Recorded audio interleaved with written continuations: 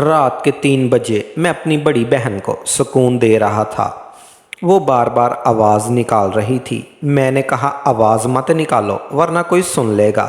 تھوڑی دیر خاموش ہونے کے بعد وہ دوبارہ اسی طرح آوازیں نکالنے لگی۔ میں بھی پرجوش اس کے آواز سے سکون حاصل کرنے لگا۔ میں بھی بھول گیا تھا کہ ہمارے علاوہ بھی گھر میں اور بھی موجود ہیں جو ہماری آواز سن سکتے تھے، اور پھر وہی ہوا جس کا ڈر تھا۔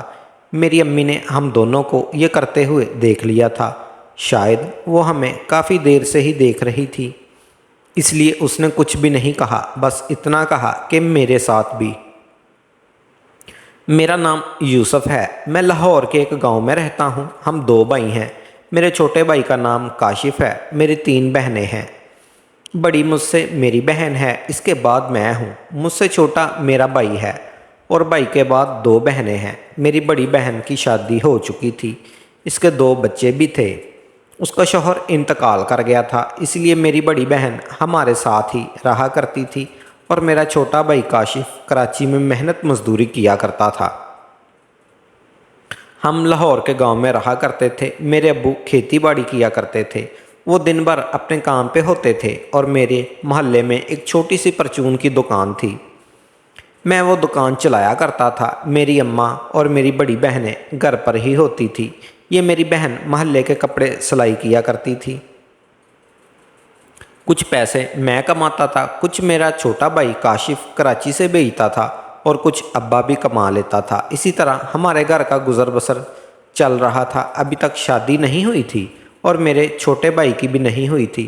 ہم میں سے صرف میری ایک بہن شادی شدہ تھی، جس کا شوہر انتقال کر گیا تھا۔ اس کے 2 چھوٹے بچے بھی تھے۔ میری بہن کو گھر والوں نے کافی کہا کہ تم دوسری شادی کر لو، لیکن وہ نہ ماننے۔ اس نے کہا نہیں، شاید وہ اپنے شوہر سے سچی محبت کرتی تھی، اس لیے اپنے شوہر کے انتقال کے بعد وہ دوسری شادی نہ کر پائی، اور ہمارے ساتھ ہی رہا کرتی تھی۔ میں بھی اپنی چھوٹی سی دکان چلایا کرتا تھا۔ صبح صبح اٹھ کے جاتا تھا تو 9-10 بجے دکان بند کر کے گھر واپس آ جایا کرتا تھا۔ دن ایسے ہی گزر جاتا تھا۔ کیونکہ میری پرچون کی دکان تھی، اسی لیے محلے والے کافی مجھ سے ادھار سامان بھی لے جایا کرتے تھے، جس میں سے کافی ساری عورتیں بھی تھیں جن کے شوہر دوسرے شہروں میں کام کرنے کے لیے گئے ہوئے تھے۔ عورتیں یہاں اکیلے رہا کرتی تھی۔ میں ان کو بھی ادھار سامان دے دیا کرتا تھا۔ ہمارے محلے کی ایک لڑکی تھی جس سے میں محبت بھی کرتا تھا، اور وہ مجھ سے بھی محبت کرتی تھی۔ وہ اکثر میری دکان پہ آ جایا کرتی۔ اور ہاں، میں نے اپنی بہنوں کو نام تو نہیں بتائے، کیونکہ آگے چل کے میں ان کے نام بتانے تو ہے ہی آپ کو۔ میری چھوٹی بہن کا نام عائشہ تھا، بیچ والی کا نام سلمہ تھا، اور سب سے جو بڑی تھی اس کا نام کنزہ تھا۔ اب ہمارے گھر میں ہماری شادی کی بات چل رہی تھی۔ ابو اور میری امی یہی کہہ رہے تھے کہ تم بڑے بیٹے ہو، تم شادی کر لو۔ میں ابھی شادی نہیں کرنا چاہتا تھا، کیونکہ میں زندگی میں کچھ بڑا کرنا چاہتا تھا۔ میں نے ساری زندگی یہ پرچون کی دکان تو نہیں چلانی تھی، اس لیے میں نے کہا کہ میں شادی تب تک نہیں کروں گا جب تک میں اپنے پیروں پہ کھڑا نہ ہو جاؤں۔ پھر میں نے امی اور ابو کو کہا کہ میرے چھوٹے بھائی کاشف کی شادی تو کر دو۔ وہ کراچی میں کوئی کنسٹرکشن کی کمپنی میں کام کرتا تھا، اور اچھے پیسے بھی کما رہا تھا۔ جب اماں ابا نے زور لگایا میں شادی نہیں کر رہا تھا، تو پھر وہ بھی مان گئے کاشف کی شادی کرنے کے لیے۔ پھر کاشف کو فون کر کے بتایا کہ بیٹا پیسے بھیجو، تمہاری شادی کی تیاریاں کر رہے ہیں۔ اور پھر میرے بھائی کاشف نے بھی یہی کہا کہ میں ابھی نہیں کرنا چاہتا، تو بڑے بھائی کی شادی کر دو۔ شاید وہ بھی کسی لڑکی کو اس نے سیٹ کیا ہوا تھا کراچی میں، لیکن اماں اور ابا نے زور دیا کہ نہیں، تمہیں شادی کرنی ہوگی۔ تمہارا بھائی یوسف دکان چلاتا ہے، تم تو اچھے کماتے ہو، اس کی کمائی اتنی اچھی نہیں ہے۔ جب وہ بھی اچھا کمانے لگے گا تو اس کی بھی شادی کر دیں گے۔ اب کاشف مجبور ہو گیا تھا، وہ مان گیا۔ میرے امی اور ابو نے اس کے لیے رشتہ ڈھونڈنا شروع کر دیا، اور میں اپنی روٹین کے مطابق آج صبح 7 بجے جاگا تھا۔ میں نے ناشتہ کیا، میری امی نے میرا ناشتہ بنایا تھا۔ اگر میں اپنی امی کی بات کروں، میری امی کے ہم 5 بچے تھے، لیکن اس کے باوجود اس کی پھر بھی وہ بہت خوبصورت اور جوان نظر آتی تھی۔ محلے کے سب مرد اس پر فدا تھے، اور سب یہی چاہتے تھے کہ کاش وہ ہماری بیوی بن جاتی، لیکن وہ میرے ابو کے نصیب میں آئی تھی۔ یہ ایک لمبی کہانی ہے، یہ بھی میں فرصت میں سناؤں گا کہ کیسے میرے ابو نے میری امی کے ساتھ شادی کی، لیکن میں فی الحال یہ بتا دوں کہ میری امی محلے کے سب سے حسین ترین عورت تھی۔ آج بھی وہ باہر نکلتی تھی تو لوگ اسے گور گور کر دیکھتے تھے۔ میں اسی لیے اپنی امی کو کہتا تھا، امی آپ گھر سے باہر نہ نکلا کریں، جو کچھ بھی آپ کو منگوانا ہے آپ مجھے بتا دیا کریں، میں گھر بھجوا دیا کروں گا۔ اور میری بہنیں بھی بہت خوبصورت تھی، لیکن میری ماں ان سب سے زیادہ خوبصورت تھی۔ حالانکہ ان کی عمر 45 سال تھی، لیکن وہ ایسے لگتی تھی جیسے وہ 25 یا 30 کی ہوں، اور کوئی بھی پہلی دفعہ میری امی اور میری بہنوں کو دیکھتا تو اس کو یہی لگتا تھا شاید یہ آپس میں سات بچے۔ امی نے میرے لیے ناشتہ بنایا، میں نے ناشتہ کیا اور اپنی دکان پہ آ گیا۔ میں نے اپنی دکان پہ ایک چھوٹا سا لڑکا بھی کھڑا کیا ہوا تھا جو اسی محلے کا تھا۔ وہ گھر کے سامان کے لیے میں نے رکھا تھا اور دکان کی صفائی ستھرائی کے لیے بھی میں دکان پہ آیا۔ میں نے اس لڑکے کو کہا کہ تم دکان پہ بیٹھو، میں بازار جا کے آتا ہوں، دکان کا ضروری سامان لے کے آتا ہوں، کیونکہ دکان کا سامان ختم ہو رہا تھا۔ میں بازار آیا اور ایک لسٹ بنائی جو صرف ضرورت کا سامان تھا، وہ میں نے سارا پیک کیا اور ایک رکشہ بک کرا کے سامان اس پر لوڈ کر کے دکان پہ آ گیا۔ اکثر تو سامان دکان پر ہی آ جاتا تھا، لیکن وہ کبھی کبھار لیٹ آتے تھے اور سامان آج ختم ہو گیا تھا، اس لیے میں خود لینے چلا آیا۔ سامان لے کے جب میں اپنی دکان پہ پہنچا تو دوپہر کے 1 بھی بج چکے تھے۔ میں آیا تو میں نے اس چھوٹے سے پوچھا، میں نے کہا سنا کوئی گاہک وغیرہ آیا؟ تو اس نے کہا ہاں استاد جی، ایک عورت آئی تھی جس نے 4000 روپے کے ادھار سودے لیے، وہ محلے کی تھی۔ میں نے لڑکے کو کہا کہ تم نے کیوں دیا اس کو اتنی مہنگے سودے؟ تم کہتے استاد ابھی نہیں ہیں، بعد میں آ جانا، کیونکہ میں اس عورت کو پسند بھی کرتا تھا۔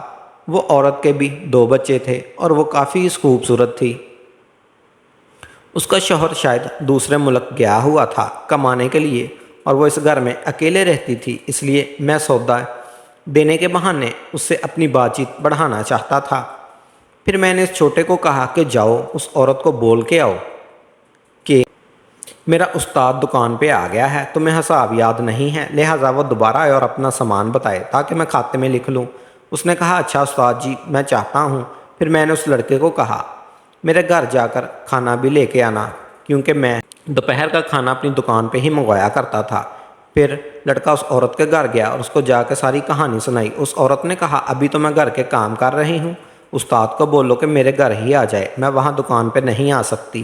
پھر وہ لڑکا آیا، اس نے مجھے بتایا کہ استاد جی وہ عورت کہہ رہی ہے کہ میں بیزی ہوں، وہی میرے گھر پہ آ جائیں آپ۔ میرا دل بھی خوش ہو گیا، اس سے اچھا موقع مجھے مل نہیں سکتا تھا۔ پھر وہ لڑکا کہنے لگا استاد جی آپ کے لیے کھانا لے آؤں؟ میں نے کہا نہیں رکو، ابھی تو یہاں دکان میں بیٹھ، میں حساب کتاب کر کے واپس آتا ہوں۔ میں نے کھاتے والی کتاب اٹھائی اور سیدھا اس عورت کے گھر چلا گیا۔ جا کے اس عورت کا دروازہ بجایا تو وہ دروازے پہ آئی۔ اس نے کہا جی یوسف۔ میں نے کہا وہ آج آپ سامان لے گئی تھی، وہ چھوٹا لڑکا بیٹھا ہوا تھا، وہ بھول گیا ہے کہ آپ کو کیا کیا لے کے گئی ہیں، تو میں وہی حساب کتاب کرنے آیا ہوں۔ اس نے کہا کہ اچھا اندر آ جاؤ، سکون سے بیٹھ کے بات کرتے ہیں۔ پھر میں اندر جا کے بیٹھا، وہ عورت گئی میرے لیے ٹھنڈا پانی لائی۔ میں یہ محسوس کر رہا تھا کہ شاید اس عورت کو میرا آنا برا لگ رہا ہے۔ پھر میں نے اس کو کہا کہ آپ برا مت مانیں، مجھے کوئی اعتراض نہیں ہے، آپ ادھار سودا لے کے جاتی ہیں، بلکہ آپ کو دوبارہ بھی ضرورت پڑے گی تو آپ بلا جھجک میرے پاس آ سکتی ہیں، بس کھاتا لکھنا ضروری ہے، اسی لیے میں آیا ہوں۔ اگر آپ کو برا لگا ہے تو میں معافی چاہتا ہوں۔ اس نے کہا نہیں نہیں، ایسی بات نہیں ہے، بس مجھے اپنے شوہر پہ غصہ آ رہا تھا کہ اگر وہ ہمیں پیسے وقت پر بھیج دیتا تو آج ہمیں ادھار لینے کی ضرورت نہ پیش آتی۔ میں نے کہا کوئی بات نہیں، پورا گاؤں مجھ سے ہی ادھار لیتا ہے، آپ اکیلی تھوڑی لیتی ہیں، سب کے حالات ایسے ہی ہیں، آپ اپنے شوہر کو برا بھلا مت کہیں، بلکہ میں شرمندہ ہو کے میں حساب کرنے آپ کے گھر آیا ہوں۔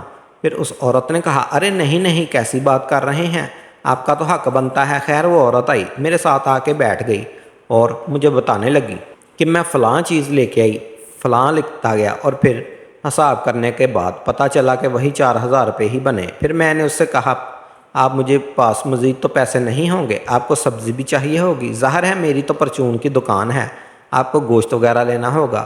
پھر میں نے اپنی جیب سے 1000 روپیہ نکالا اور اسے دینا چاہا لیکن وہ عورت نہیں لے رہی تھی۔ اس نے کہا کہ ہاں میرے وہاں بھی کھاتا بنا ہوا ہے تو میں ادھار لے لوں گی۔ میں نے کہا ارے نہیں نہیں، یہ اچھی بات نہیں ہے، آپ ہر کسی سے ادھار لیں، مجھ سے جتنا دل چاہے آپ ادھار لے سکتی ہیں اور آپ کی اپنی ہی دکان ہے، لیکن میں یہ ہرگز نہیں چاہتا کہ آپ کسی اور سے بھی ادھار لیں۔ آپ کو پتہ ہے ماشاءاللہ بہت خوبصورت ہیں، اللہ نے آپ کو بہت فرصت سے بنایا ہے، آپ گھر پہ رہا کریں، نہ جایا کریں، آپ کو جو بھی ضرورت پڑے آپ مجھے فون کر دیا کریں، میں چھوٹے کو بھیج کے آپ کی تمام ضرورت کی چیزیں دلوا دیا کروں گا۔ اس نے کافی منع کیا لیکن میں نے زبردستی اسے اپنا نمبر دے دیا اور میں 1000 روپے وہاں رکھ کے باہر آ گیا۔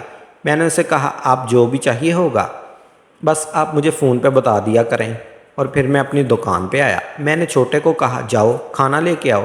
چھوٹا جب میرے گھر سے کھانا لینے گیا تو میری بڑی بہن نے اس کو کہا کہ جا کے یوسف کو گھر بھیجنا، میں نے اس سے بات کرنی ہے۔